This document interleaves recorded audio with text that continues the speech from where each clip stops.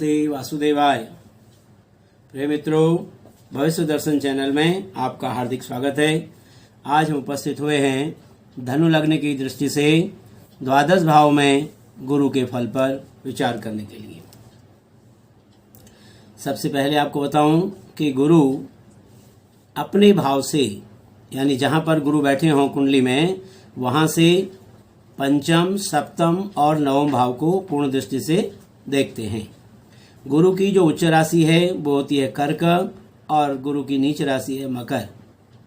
गुरु के कारक भाव हैं दूसरा भाव, पांचवा भाव, नवां, 10वां और 11वां। ये गुरु के कारक भाव होते हैं। सबसे पहले धनु लग्न की दृष्टि से जो जातकों का स्वभाव है, जातकों के अंदर जो विशेषताएं हैं, उसके बारे में आपको मैं बताना चाहता हूं। धनु लग्न या धनु राशि में जन्मे जातकों का जो शरीर है, आप देख रहे हैं यहाँ पर धनु राशि है। यहाँ पर धनु राशि गुरु जो है वो स्वग्रही अपने यहाँ पर हैं, तो जिसके कारण ऐसे जो जातक हैं उनका शरीर जो होता है बड़ा सुंदर होता है, गौरवर्ण होता है तथा सुगठित होता है। इनका जो व्यक्तित्व है वो बड़ा आकर्षक और रोविला रहता है। इनकी जो राशि की जो प्रधानता है वो है अग्नि तत्व प्रधान। इसलिए अग्नि तत्व प्रधान होने के कारण ऐसे जो जातक हैं वो उग्र स्वभाव के थोड़ा सा होते हैं, आक्रामक होते हैं, परिश्रमी और साहसी होते हैं। इनकी जो आकांक्षाएं होती हैं वो बड़ी उच्च होती हैं। इनमें आत्मविश्वास की भावना अधिक होती है। ऐसे जातक स्फूर्ति और जोश के धनी होते हैं। अब ये जो राशि है ये है द्विस्वभाव राशि।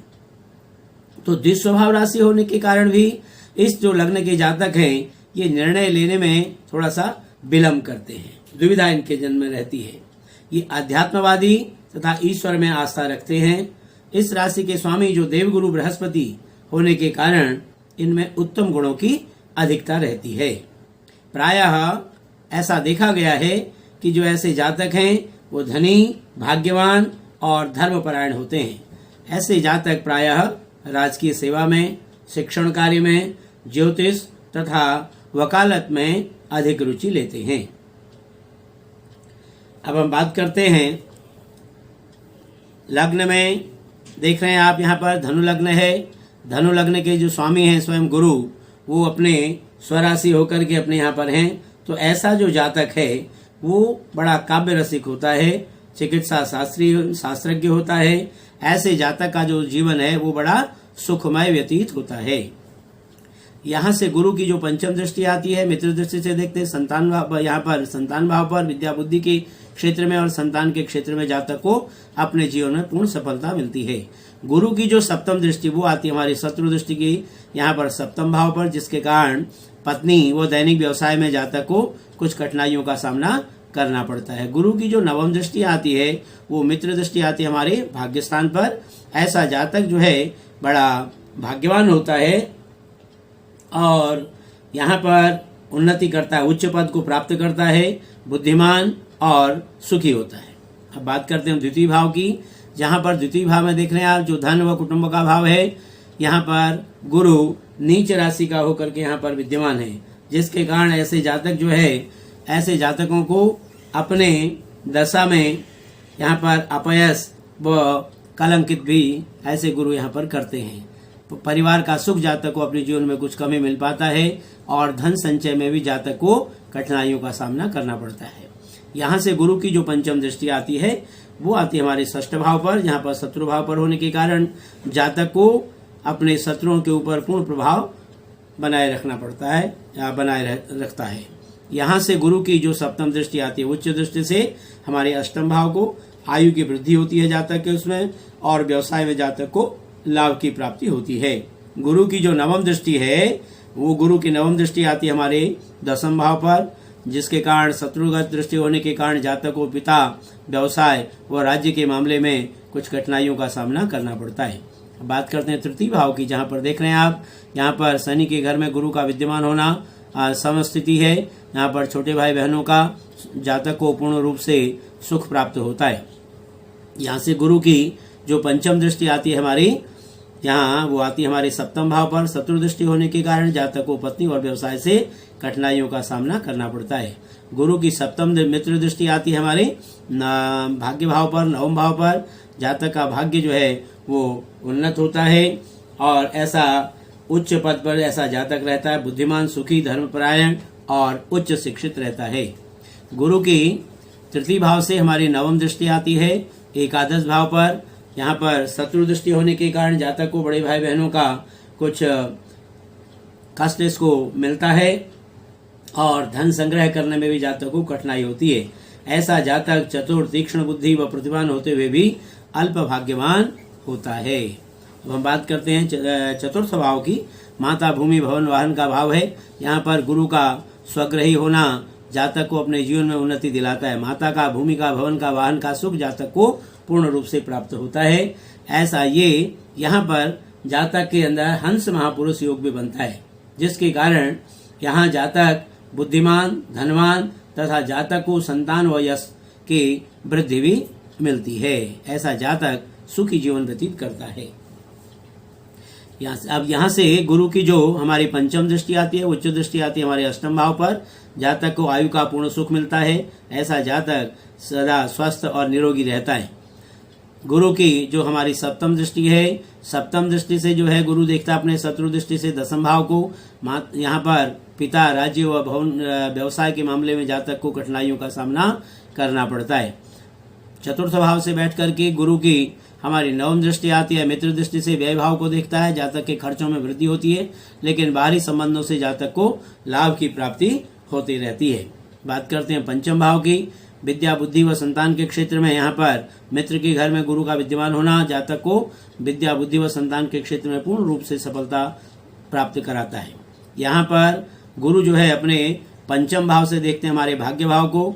यहाँ पर मित्र दृष्टि होने के कारण ऐसा जातक जो है भाग्योन्नति होती है, उत्तम शिक्षा इसको मिलती है और यहाँ पर उच्च पद, बुद्धिमान, सुखी, धर्मपरायण और ऐसा जातक उच्च शिक्षित रहता है। यहाँ से गुरु की पंचम भाव से बैठ करके सप्तम शत्रु दृष्टि से देखता है एकादश भाव को, जिसके कारण जातक को धन के मामले में कुछ कठिनाइयों का सामना करना पड़ता है। धन संचय में दिक्कतें आती हैं और बड़े भाई बहनों का सहयोग भी कुछ कम ही मिल पाता है। गुरु की पंचम भाव से बैठ करके गुरु की स्वराशि, स्वग्रही दृष्टि होती है हमारे लग्न पर, जिसके कारण जातक जो है बड़ा शास्त्रज्ञ होता है। ऐसे जातक का जीवन सुखमय व्यतीत होता है।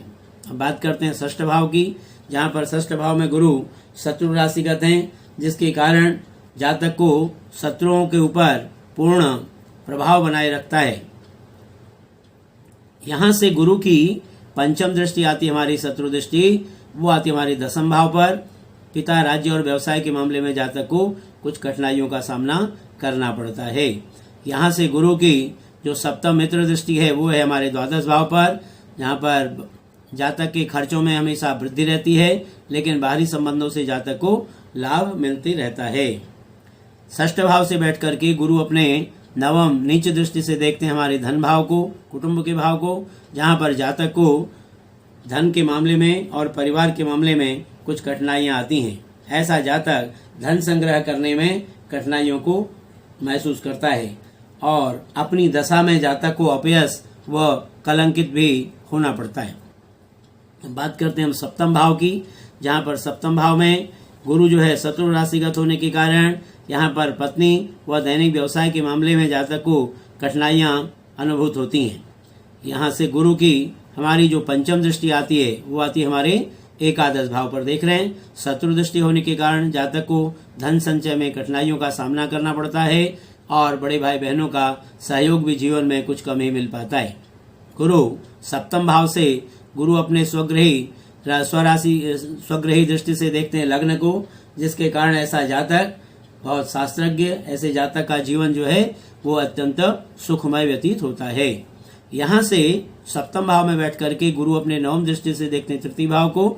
यहाँ पर जातक का छोटे भाई बहनों के साथ बड़ा अच्छा सहयोग रहता है, पराक्रमी, हिम्मती और साहसी ऐसा जातक बनता है।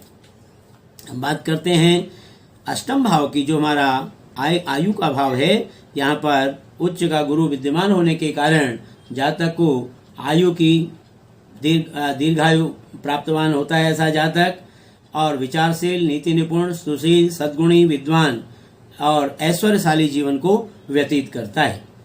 यहाँ से गुरु अपने पंचम दृष्टि से देखते हैं द्वादश भाव को। यहाँ पर जातक के खर्चों में वृद्धि होती है, लेकिन बाहरी संबंधों से जातक को लाभ की प्राप्ति होती रहती है। अष्टम भाव से बैठ करके गुरु अपने नीचे दृष्टि से देखते हैं द्वितीय भाव को, जिसके कारण जातक को भाई बहनों का या कुटुंब का, परिवार का सुख कुछ कम ही मिल पाता है, और धन संग्रह में भी अपने जीवन में कठिनाइयों का सामना करना पड़ता है। अष्टम भाव से बैठ करके गुरु अपने नवम दृष्टि स्वग्रही दृष्टि से देखते हैं चतुर्थ भाव को, जिसके कारण माता, भूमि, भवन, वाहन का सुख जातक को अपने जीवन में पूर्ण रूप से प्राप्त होता है। अब बात करते हैं भाग्य भाव की। नवम भाव में देख रहे हैं आप, यहाँ पर सिंह राशि है, जिसका स्वामी है सूर्य। ऐसे गुरु अपने मित्र के घर में विद्यमान होने के कारण जातक को यहाँ पर अपने जीवन में पूर्ण सुखों की प्राप्ति होती है। ऐसा जातक जो है वो भाग्यवान होता है, अपने जीवन में उन्नति करता है, उच्च पद को प्राप्त होता है, बुद्धिमान व सुखी रहता है। यहाँ पर भाग्य भाव में बैठ करके गुरु की पंचम जो दृष्टि आती है हमारी, वो स्वग्रही दृष्टि होती है हमारे लग्न पर। ऐसा जातक बड़ा शास्त्रज्ञ होता है, ऐसे जातक का जो है जीवन सुखमय व्यतीत होता है। अब हम बात करते हैं यहाँ से सप्तम भाव की। यहाँ नवम भाव से बैठ करके गुरु की जो सप्तम दृष्टि है, मित्र दृष्टि, वो आती है हमारे तृतीय भाव पर, जहाँ पर छोटे भाई बहनों का सहयोग जातक को जीवन में पूर्ण रूप से प्राप्त होता है। नवम भाव से बैठ करके गुरु अपने नवम मित्र दृष्टि से देखते हैं पंचम भाव को, विद्या, बुद्धि व संतान के क्षेत्र में जातक को जीवन में पूर्ण सुख की प्राप्ति होती है। अब बात करते हैं हम दसम भाव की। जहाँ पर दसम भाव में देख रहे हैं आप, यहाँ पर गुरु जो है वो शत्रु राशिगत होने के कारण जातक को पिता का सहयोग अपने जीवन में कुछ कम ही मिल पाता है। राजकीय क्षेत्र में तथा व्यवसाय के क्षेत्र में भी जातक को कठिनाइयां प्रायः आती रहती हैं। ऐसा जातक बड़ा परिश्रम करके अपने जीवन को व्यतीत करता है। यहाँ से गुरु की अपने पंचम दृष्टि आती है द्वितीय भाव पर। नीचे दृष्टि होने के कारण जातक को धन के मामले में कुछ कठिनाइयां जीवन में अनुभूत होती हैं। परिवार का सुख भी जातक को कुछ कम ही मिल पाता है। दसम भाव से बैठ करके गुरु अपने स्वराशि से स्वग्रही दृष्टि से देखता है चतुर्थ भाव को, जिसके कारण माता, भूमि, भवन, वाहन का सुख जातक को अपने जीवन में पूर्ण रूप से प्राप्त होता है। दसम भाव से बैठ करके गुरु की नवम दृष्टि आती है हमारी शत्रु दृष्टि से देखता है षष्ठ भाव को, जिसके कारण शत्रु जो है वो जातक के ऊपर प्रायः हावी रहते हैं। झगड़े झंझट में भी जातक फंसा हुआ रहता है। बात करते हैं एकादश भाव की। जहाँ पर एकादश भाव में गुरु का शत्रु राशिगत होना ये दिखाता है कि जातक का बड़े भाई बहनों के साथ सहयोग कुछ कमी मिल पाता है, और धन के मामले में भी जातक को खूब मेहनत करनी पड़ती है, परिश्रम करना पड़ता है। धन संग्रह के लिए अत्यंत कठोर परिश्रम जीवन में करना पड़ता है। यहाँ से गुरु की जो हमारी पंचम दृष्टि आती है वो आती है तृतीय भाव पर। भाई बहनों का, छोटे भाई बहनों का सुख जातक को अपने जीवन में पूर्ण रूप से प्राप्त होता है। सप्तम दृष्टि से गुरु यहाँ से देखता है हमारे संतान भाव को, जो मित्र दृष्टि के कारण जातक को विद्या, बुद्धि व संतान के क्षेत्र में पूर्ण रूप से सफलता प्राप्त होती है। एकादश भाव से बैठ करके गुरु अपने नवम दृष्टि से देखता है सप्तम भाव को। यहाँ पर पत्नी व व्यवसाय के मामले में जातक को कठिनाइयों का सामना करना पड़ता है। अब हम बात करते हैं अष्टम, यहाँ पर द्वादश भाव की, जहाँ पर मित्र राशिगत होने के कारण गुरु द्वादश भाव में बैठता है, तो यहाँ पर खर्चों में वृद्धि होती है, लेकिन बाहरी संबंधों से जातक को लाभ की प्राप्ति होती रहती है। द्वादश भाव में बैठ करके गुरु अपने पंचम दृष्टि से देखते हैं स्वग्रही दृष्टि से चतुर्थ भाव को। माता, भूमि, भवन, वाहन का सुख जातक को अपने जीवन में पूर्ण रूप से प्राप्त होता है। गुरु की जो सप्तम दृष्टि आती है वो आती है शत्रु दृष्टि हमारे षष्ठ भाव पर, जहाँ पर जीवन में जातक के शत्रु जो है प्रायः हावी रहते हैं, और झगड़े झंझटों में भी जातक जो है यहाँ पर कठिनाइयां अनुभव करता है। द्वादश भाव से बैठ करके गुरु की हमारी नवम दृष्टि से देखता हमारे अष्टम भाव को, जो हमारा आयु का भाव है। यहाँ पर जातक को दीर्घायु की प्राप्ति, उच्च दृष्टि होने के कारण जातक को दीर्घायु की प्राप्ति होती है। ऐसा जातक अपना सुखी जीवन व्यतीत करता है। प्रिय मित्रों, इस प्रकार आज हमने धनु लग्न की दृष्टि से द्वादश भाव में गुरु के फल पर विचार किया। यदि आपको हमारा कार्यक्रम अच्छा लगा हो तो आप हमें अवश्य सब्सक्राइब करें। धन्यवाद।